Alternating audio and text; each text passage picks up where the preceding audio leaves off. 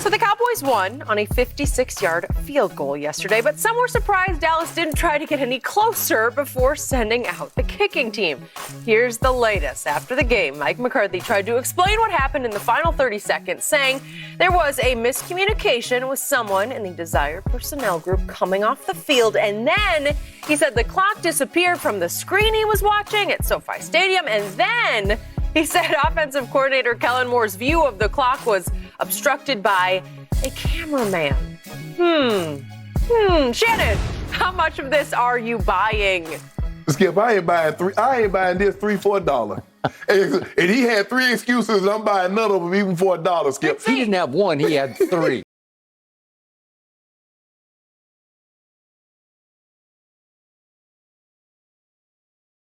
This $5.5 billion. And they only got billion. They only got one clock that actually worked in a $5.5 billion. This is where the Super Bowl is going to be held. They're also going to have the opening closing ceremony of the Olympics in 2028. So things are malfunctioning already.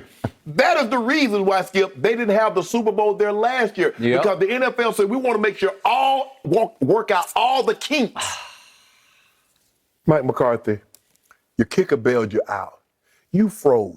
You gagged. You had a timeout. You let 20-plus seconds run off the clock with a timeout after you ran the ball. My thing is, Skip, you said, okay, you had somebody run off the field. Why? You gave the ball to Pollard on second down. Pollard is your third down back. Did Pollard come out the field? Why would he come out the field on a third down when he's your third down guy? I don't know. Good question. So in other words, look, I get it. You don't want to make yourself look bad because this looked really bad on a head coach that bumbles it this bad. So you got this happened and that happened and that happened. But the longer this, the kicker bailed him out. He did. Zuerlein, Skip, these big leg kickers, with the exception of Justin Tucker, you look at Matt Prater, you look at him, kids like him. They got the leg. You just worry about the accuracy. With Tuck, you don't worry about anything because he has the leg and the accuracy. So he has the leg. Just the accuracy. Greg Zuerlein bailed you out, Mike McCarthy, because the last minute you blew this one. Well, the last 30 seconds you blew this. I don't know why you didn't call a timeout. I don't know what they were saying on the. I'm sure probably Tony Romo because he played football. I'm about to address this. He and Troy Troy Aikman probably would have been going crazy. Like, I don't understand what Mike McCarthy is doing because I didn't understand. I'm like, what the hell is he doing? Are you going to call a timeout? I mean, are you good with this? Or like 56-yard field goal is a chip shot? Yep. Romo was not good with that. Okay. I'm going to say, because I know I wasn't good with it. And neither was I. And neither, I believe, was Jerry Jones. And if Zuerlein had missed that kick, it was, to me, this is a fireable offense. Miss the kick and you lose. That's what I mean. If you miss the kick and you lose the game. Yes. Yeah, you'd have to go on and lose the game. Right, you're overtime, yeah. Exactly. Look, I lost so much respect for Mike McCarthy through Hard Knocks because he got exposed. Unwittingly, he got thrust into positions that are not his strength. Yes. He tried motivational speeches before preseason games against Arizona that fell flat. They were embarrassing because he was overmatched. He tried harder and harder to impress you, and it got lamer and lamer. Right. It's just not his forte. Dak can deliver pregame speeches. Mike McCarthy, not so much. And I applauded the move when they hired him because he did win a Super Bowl, but the more I watch, the more I think it was because of your guy. Right. And because of the whole team and because of Ted Thompson's general managing and all the moves that he made, because that year's defense was good. You never cite that one, but that was a good one. Yeah. That was a top 5 defense featuring Clay Matthews and company that they won the Super Bowl with. Okay. So we got that.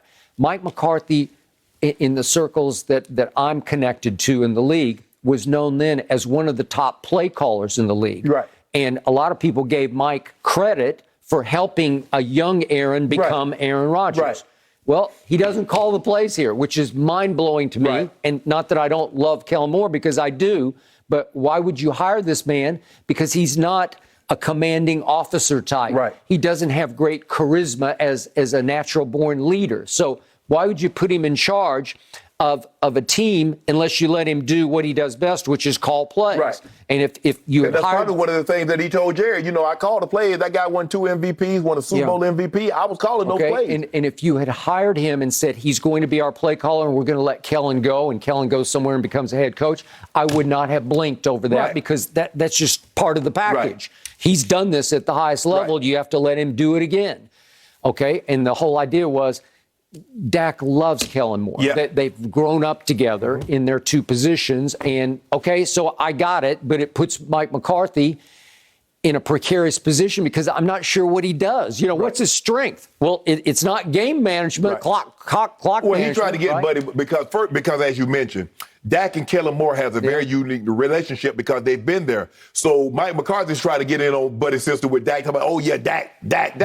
Nah. He buddied with Kellen. He's buddies with Kellen.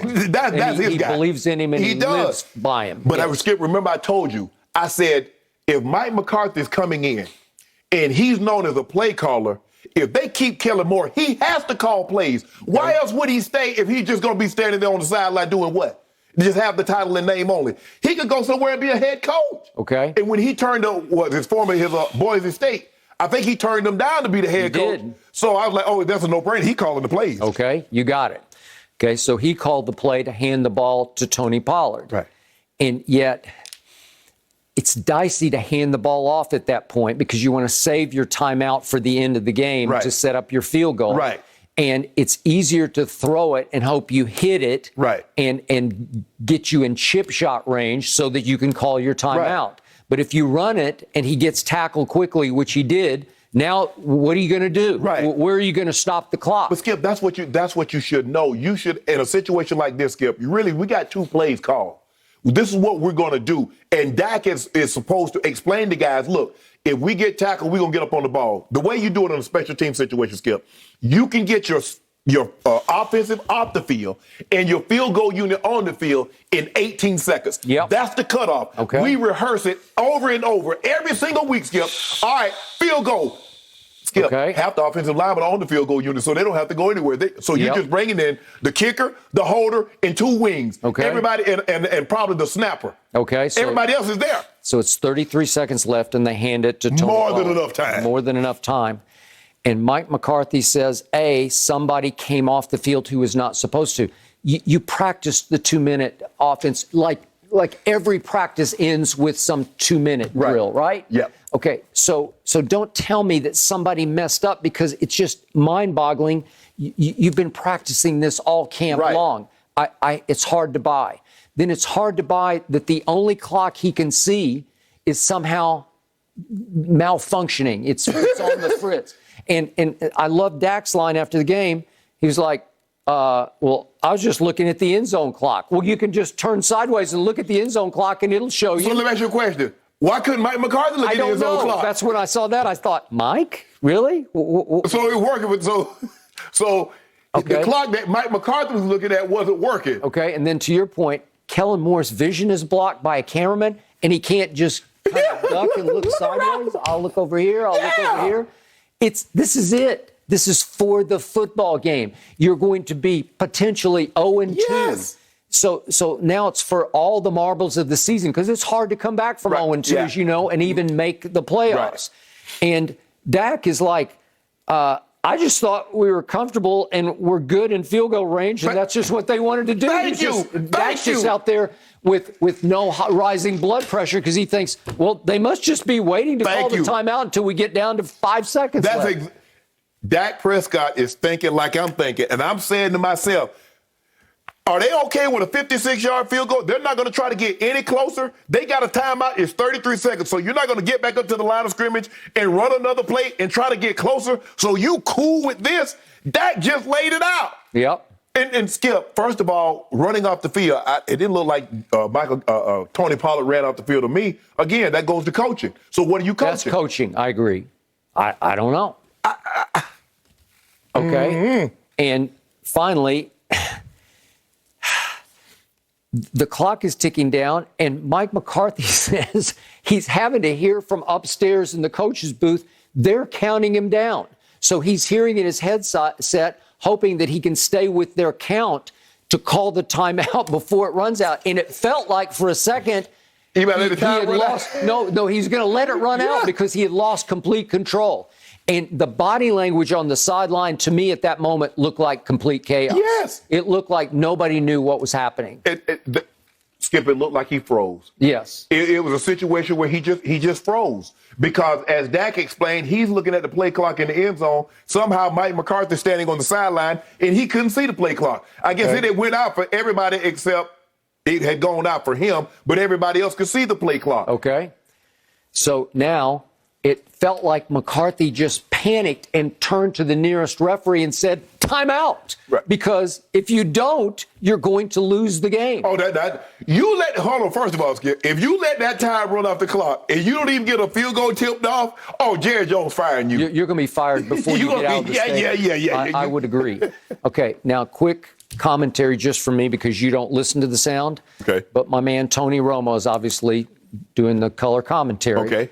And adding to the chaos for me as a diehard Cowboy fan is they have lost control, and all of a sudden, Tony, who obviously was the quarterback before Dak, suddenly puts the great Jim Nantz on the hot seat and says, Jim, I'm going to paraphrase the whole thing, but he says, Jim, is he going to make or miss this kick? Well, that's Tony's job because he's Nostra-Tony, right? He's ahead of everything. He's predicting everything. Right.